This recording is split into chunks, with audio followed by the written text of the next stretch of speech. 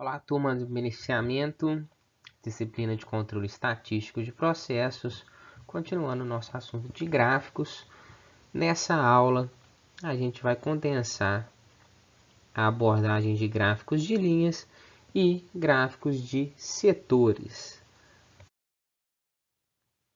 Então, o primeiro dos modelos de gráfico que a gente vai conhecer nessa aula é o gráfico de linha, né? A gente utiliza esse tipo de modelo na maioria das vezes para representar uma evolução de uma variável em uma série temporal, ou seja, a evolução dela durante o tempo. Vocês percebam aqui que neste exemplo que eu trouxe para vocês, a gente tem uma característica particular, que é a representação de várias linhas no mesmo gráfico. Tá? Isso é possível. Em algumas situações a gente pode ter representado somente uma linha por gráfico. Quando a gente tem essa situação de várias linhas no mesmo gráfico, percebam que a gente tem uma legenda indicando o que é cada tipo de linha e cada linha com uma marcação particular. Tá? No nosso eixo horizontal, a nossa série temporal, ou seja, a divisão por tempo, né? Já que à medida que a gente percorre da esquerda para a direita, a gente vê aumentar uma quantidade de tempo, uma evolução temporal, e no nosso eixo vertical, os nossos valores numéricos. Tá? Então, só para uma análise, a gente consegue perceber aqui que a variação de receita é dada por essa linha vinho, e que no mês de junho a gente teve o nosso menor valor de receita. Então a gente consegue afirmar de forma bem clara que a receita em junho caiu em relação a maio. E a gente tem essa visualização facilitada pelo gráfico de linhas. Tá? Então, uma série temporal, representação de uma série temporal, representa variáveis que evoluem com o tempo. Mais um exemplo para a gente aqui, ó. Trouxe um gráfico com tabelas, trouxe uma tabela com dados, tá? 20 dias no total, e cada dado representa um ponto, e a gente faz a ligação entre esses pontos. No final, a gente vê a evolução. Esse gráfico aqui representa a evolução do preço de algo, né? A evolução do preço de um ativo. Então a gente percebe que com o passar dos dias, o preço desse ativo foi de forma geral aumentando, apesar de a gente ter aqui alguns pontos em que ele variou negativamente. Mas quando a gente pega a característica geral desse gráfico, é de aumento do preço, né? Então, à medida que o tempo passou, o preço desse ativo aumentou de forma geral. Deixo para vocês um exercício, pausem o vídeo aí, resolvam esse exercício. Um exercício de análise, tá? A gente tem um gráfico de linha com duas representações, de uma doença A e de uma doença B. E a pergunta final do exercício é qual o mês que tem a maior diferença entre as doenças do tipo A e B. Nosso gabarito está aqui. O importante é vocês determinarem e entenderem por que é esse mês de setembro. Perfeito? Vamos para o nosso último tipo de gráfico. Não vou separar o vídeo, porque também é mais simples de entender, porque é mais comum ao nosso dia a dia. O último tipo de gráfico que eu vou apresentar para vocês hoje, tá? Na próxima semana a gente vai conhecer ali o diagrama de dispersão, o histograma e o blockspot.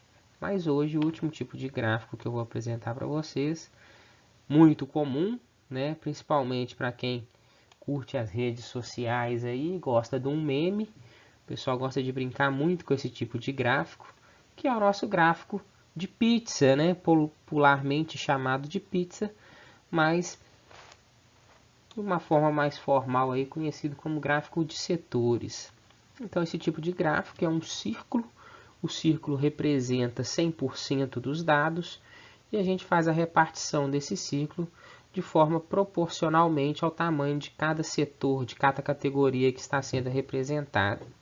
Então a gente consegue ter uma representação bem fácil das categorias em relação a um todo, tá?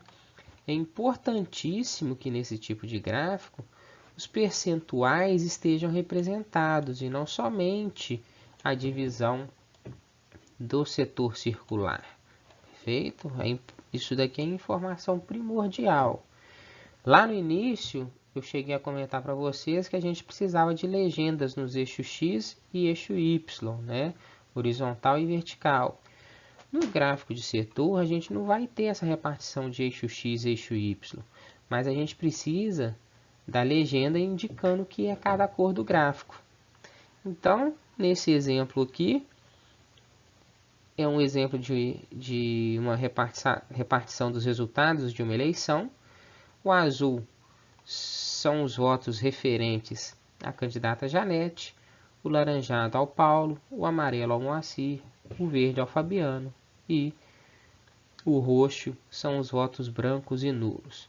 Então a gente percebe aí que Janete teve 45% dos votos e, importantíssimo, quando a gente somar todas as partes do gráfico de setor, elas têm que dar 100%. Se o círculo representa o 100%, todas as partes somadas têm que totalizar o 100%. Tá? Alguns outros modelos e subtipos. A gente tem o gráfico separado, tá? Partes separadas, com o objetivo de destacar determinada informação. Então, é o mesmo gráfico 2D que a gente tem. Observação, eu peguei esse gráfico aqui para justamente mostrar a ideia dos memes, né? Tem muito meme que brinca com esse gráfico. Esse aí diz, por que você entra na farmácia? Maior parte aqui referente a para se pesar. E uma pequena parte, a parte verde, referente para comprar remédio. A gente pensa que a farmácia tem o objetivo principal de vender remédio, as pessoas que vão lá querem comprar remédio, mas a maioria das pessoas entra para se pesar. Isso é um meme, isso é uma brincadeira de internet. E a gente não vê validade nenhuma nesse gráfico, até porque não apresenta porcentagens, né? Então, um dos principais critérios. Mas eu trouxe esse exemplo, primeiro, para mostrar que a gente convive com esse tipo de gráfico diariamente, mesmo que seja em quesitos de humor. E segundo, para destacar esse tipo de gráfico, que é com partes destacadas, né? Então, ele pode separar alguma parte específica para demonstrar esse tipo de dado, essa variável específica. Foi o que aconteceu com a nossa parte verde ali, tá? Essa separação acontece nos dois outros modelos que eu tenho aqui embaixo. Só que a única diferença é que nesses dois outros modelos eu tenho uma representação em 3D. Então, às vezes, fica mais bonito, mais apresentável, mais fácil de entender, tá? Não tem nenhuma diferença entre esses gráficos, senão a forma de apresentar, a forma gráfica de apresentar. Perfeito? Então a ideia que os três tentam transmitir é a mesma. A principal diferença que a gente tem é que nesse modelo aqui a gente tem o problema de não ter as porcentagens apresentadas. O que a gente percebe aqui, ó, nos outros dois modelos, todas as porcentagens apresentadas, né? Outra situação, a gente pode ter as legendas todas agrupadas em algum ponto do gráfico, ou a legenda referente aqui a cada setor do gráfico de setores. Perfeito? E por fim eu queria destacar esse daqui, ó. Esse é um modelo bem interessante, porque ele traz muita informação.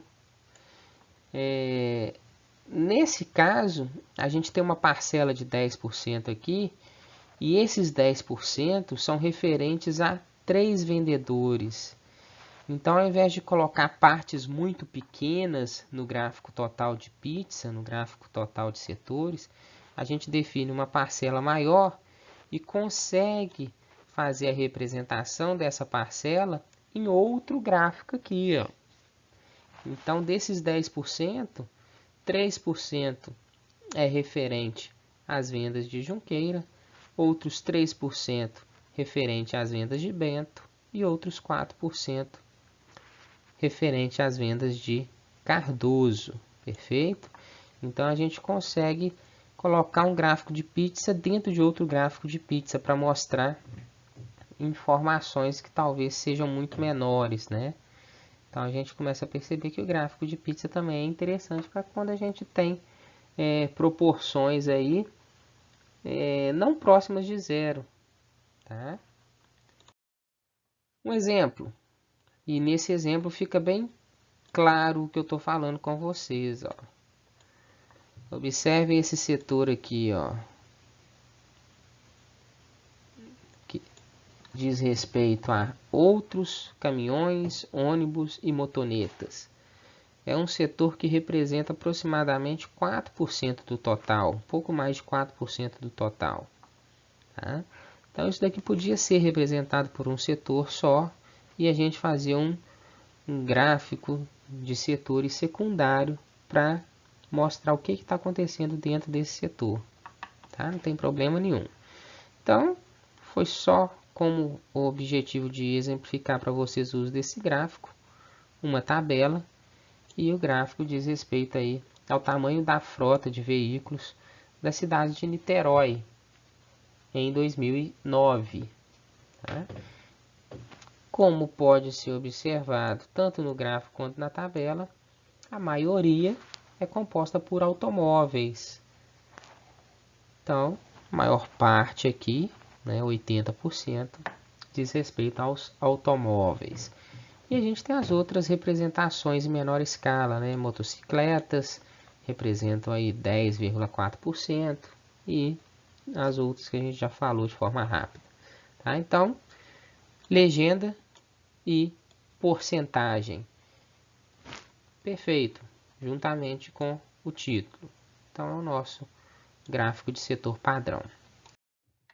Exercício, tá?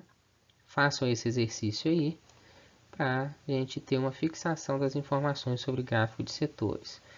No final, ele pede para você determinar o valor mediano da diária para um quarto de casal nessa cidade. Esse gráfico traz informação sobre diárias de hotel, complementadas pelo enunciado.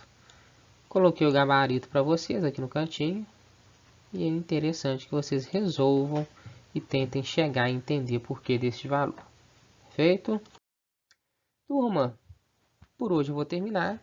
São os 3 tipos de gráfico que eu apresentei para vocês, né? Gráfico de barras ou colunas, gráfico de linhas e o nosso gráfico de setores. Esses gráficos vão ser complementados com os gráficos que a gente conhecer na semana que vem. Box plot, histograma, diagrama de dispersão. Tudo bem? Então, até a próxima aula. Um abraço.